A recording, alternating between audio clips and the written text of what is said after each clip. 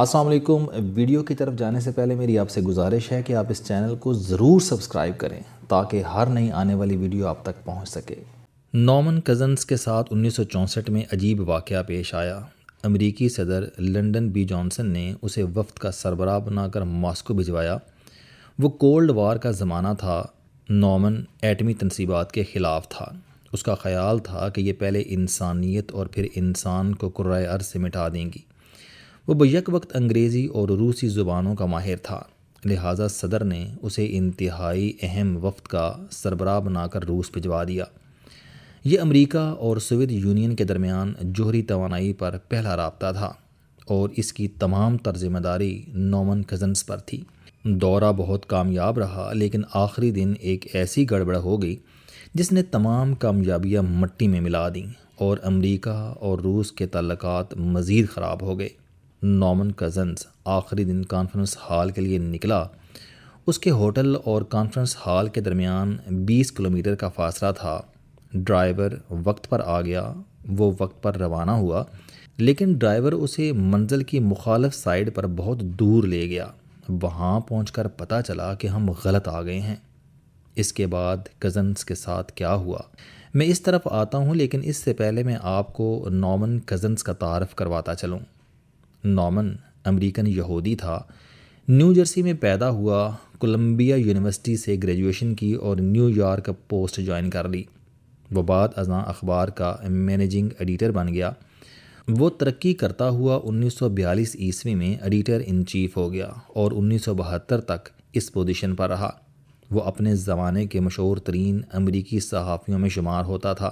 جوہری تنصیبات کے خلاف تھا، لہٰذا صدر نے اسے اہم ترین وفد کا سربراہ بنا کر روس بھجوا دیا، لیکن اس دن اس کے ساتھ افسوسناک واقعہ پیش آیا۔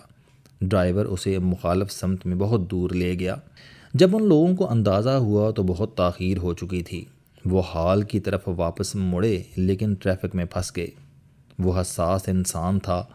اسے شدید ٹینشن ہوئی۔ وہ جب منزل پر پہنچا تو تقریب معاہدے کے بغیر ختم ہو چکی تھی اور وفد اسے نفرت سے دیکھ رہا تھا۔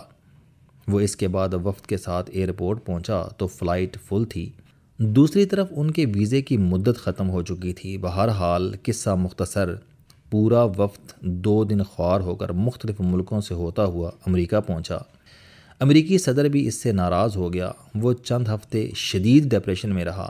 اس ٹینشن کے دوران اس کے پورے جسم میں دردیں شروع ہو گئیں۔ وہ ڈاکٹر کے پاس گیا۔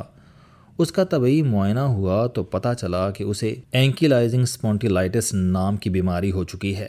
یہ آٹو امیون بیماری ہے جس میں انسان کا جسم اپنے آپ کو کھانا شروع کر دیتا ہے۔ ڈاکٹر نے کزنز کو بتایا کہ تمہاری بیماری کا کوئی علاج نہیں۔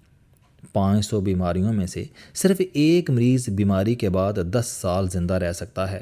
ہم تمہارا علاج نہیں کر سکتے، صرف پین کلرز کے ذریعے تمہارا درد کم کر سکتے ہیں۔ کزنز کے جسم پر اس وقت ناقابل برداشت درد تھا۔ وہ بستر پر کروٹیں بدلتا اور آہذاری کرتا رہتا تھا۔ ڈاکٹر اسے روزانہ 38 درد کش گولیاں دیتے تھے، لیکن درد اس کے باوجود کنٹرول نہیں ہوتا تھا۔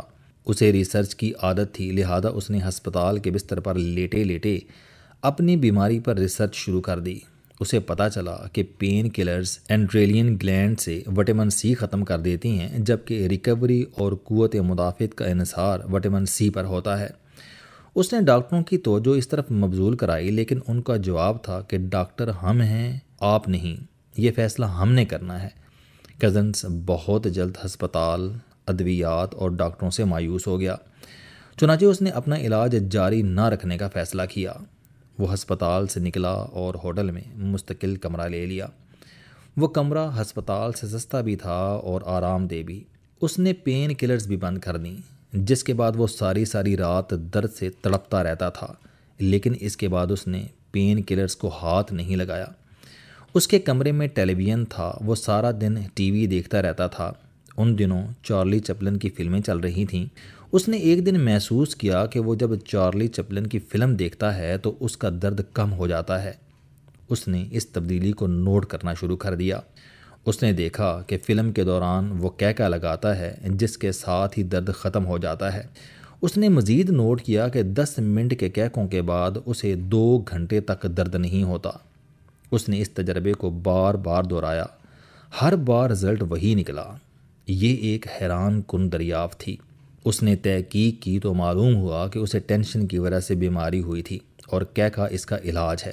اسے یہ بھی معلوم ہوا کہ دنیا میں جو بیماری گندگی سے ہوتی ہے اس کا علاج صفائی ہوتا ہے، جو خوراک سے ہوتی ہے وہ فاقے اور روزے سے ٹھیک ہو جاتی ہے، جو سستی سے ہوتی ہے اس کا علاج ایکٹیویٹی اور حرکت ہوتا ہے۔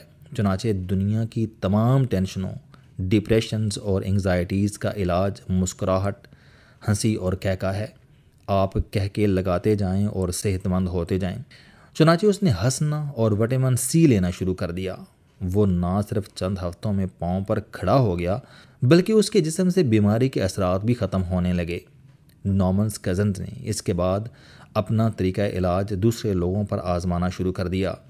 نتائج یکساں نکلے، لوگوں کا درد اور تکلیف ختم ہو گئی۔ اس نے باقاعدہ اعداد و شمار کے ساتھ آرٹیکل لکھا اور یہ دنیا کے مشہور میڈیکل جرنل آف میڈیسنز کو بھجوا دیا۔ ایڈیٹر اس کے پروفائل، میڈیکل ہسٹری اور اعداد و شمار سے متاثر ہوا اور اس نے آرٹیکل شائع کر دیا۔ یہ اس میڈیکل جرنل کی ہسٹری کا پہلا مضمون تھا جو کسی نان ڈاکٹر یا نان میڈیکل اسٹوڈنٹ نے لکھا تھا۔ آرٹیکل کے بعد نارمن کزنز لافٹر تھراپی کا بانی ہو گیا۔ یہ پہلا شخص تھا جس نے دنیا کو بتایا کہ کیکا انسان کا درد ختم کر دیتا ہے۔ یہ دنیا کا بہترین پین کلر ہے۔ یہ پہلا شخص تھا جس نے بتایا کہ ہنسی بھی علاج ہے۔ یہ انسان کی بے شمار بیماریاں ختم کر دیتی ہے۔ اسے انسانی زندگی میں خوراک اور ادویات جیسی اہمیت ملنی چاہیے۔ اس کا طریقہ علاج امریکہ میں اتنا کامیاب اور مشہور ہو گیا کہ اسے University of California Los Angeles نے پروفیسر کی نوکری کی آفر کر دی۔ اس نے یہ پیشکش قبول کر لی اور نیو جرسی سے لاس اینجلس شفٹ ہو گیا۔ وہ 1978 سے 1990 تک میڈیکل یونیورسٹی میں سائیکالوجی اینڈ بیہیویئر سائنسز کے شعبے میں پروفیسر رہا۔ اس کا سبجیکٹ انسانی رویوں کے صحت پر اثرات تھا۔ وہ 1990 میں فوت ہوا۔ اس وقت تک اس کے پہلے ہارٹ اٹیک کو 10 سال، آنتوں کے کینسر کو 26 سال اور دل کی بیماری کو 36 سال ہو چکے تھے، لیکن اس کے باوجود وہ 75 سال زندہ رہا اور اس کی صحت عام لوگوں سے بہتر تھی۔ وہ پوری یونیورسٹی میں خوش ترین شخص تھا۔ اس نے اپنی بیوی کے ساتھ مل کر صرف ایکسرسائز، اپنے کھیت کی قدرتی سبزیوں اور ہنسی کی مدد سے اپنے دل کا علاج بھی کر لیا۔ اس نے اپنے تجربات پر مبنی اٹانومی آف اینالس کے نام سے کتاب بھی لکھی جس پر بعد ازاں فلم بھی بنی۔ آپ نے اگر فلم منا بھائی MBBS دیکھی ہو تو آپ کو اس میں میڈیکل کالج کے پروفیسر کا کردار ملے گا۔ یہ کردار بومن ایرانی نے ادا کیا۔ یہ اس کی زندگی کی پہلی بڑی فلم تھی جس نے اسے مین ایکٹر کی حیثیت سے متعارف کرایا۔ یہ کردار ڈاکٹر نارمن کزنز سے متاثر ہو کر تخلیق کیا گیا تھا۔ کزنز کی عادت تھی کہ وہ ٹینشن اور انگزائٹی کے عالم میں مسکرانا بلکہ کہہ کے لگانا شروع کر دیتا تھا، اور اس کے نتیجے میں انگزائٹی یا ٹینشن اس کے دماغ اور جسم کو متاثر نہیں کر پاتی تھی۔ لافٹر تھراپی اس کا کمال تھا۔ آپ نے اکثر بالی ووڈ اور ہالی ووڈ کی فلموں میں لوگوں کو پارکوں میں گروپس کی شکل میں ہنستے اور کہہ کے لگاتے دیکھا ہوگا۔ یہ ڈاکٹر نارمن کی ریسرچ کا نتیجہ ہے۔ اس کی ریسرچ کے بعد باقاعدہ لطائف کی کتابیں شائع ہونی شروع ہوئیں اور نفسیات دان مریضوں کو ہنسنے کی تلقین کرنے لگے۔ یہ نکتہ بھی آزمودہ ہے اور اس کے نتائج بھی حیران کن ہیں۔ آپ اگر SP عدیل اکبر کے خودکشی کیس کا دوبارہ مطالعہ کریں تو آپ کو اس میں بھی ہنسی کا عنصر کم ملے گا۔ غیر ضروری سنجیدگی انسان کے اندر گھٹن پیدا کرتی ہے۔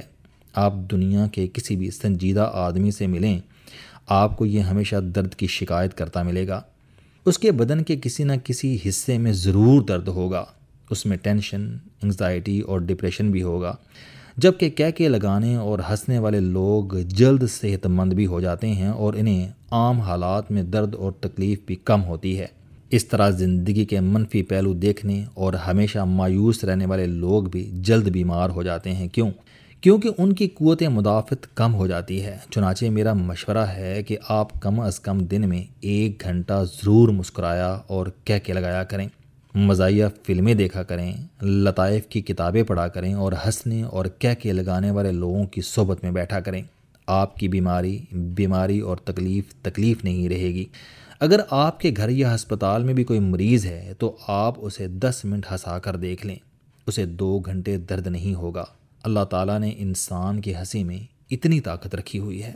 السلام علیکم، آپ اسٹوڈنٹ ہیں، کوئی جاب کرتے ہیں، کاروبار کرتے ہیں یا پھر آپ گھریلو زندگی گزار رہے ہیں۔ اگر آپ اپنی زندگی کو بدلنا چاہتے ہیں تو اس چینل علم دوستی پر آپ زندگی میں کامیابی کے لیے جاوید چوہری صاحب کے موٹیویشنل، سوشل، سیلف ڈسکوری سے ریلیٹڈ اور صحت سے متعلق بے شمار کالم سن سکتے ہیں۔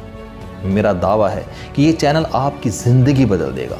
اس چینل کا مقصد اچھی باتیں معاشرے میں پھیلانا ہے اور اچھی بات کو دوسروں تک پہنچانا صدقہ جاریہ ہے۔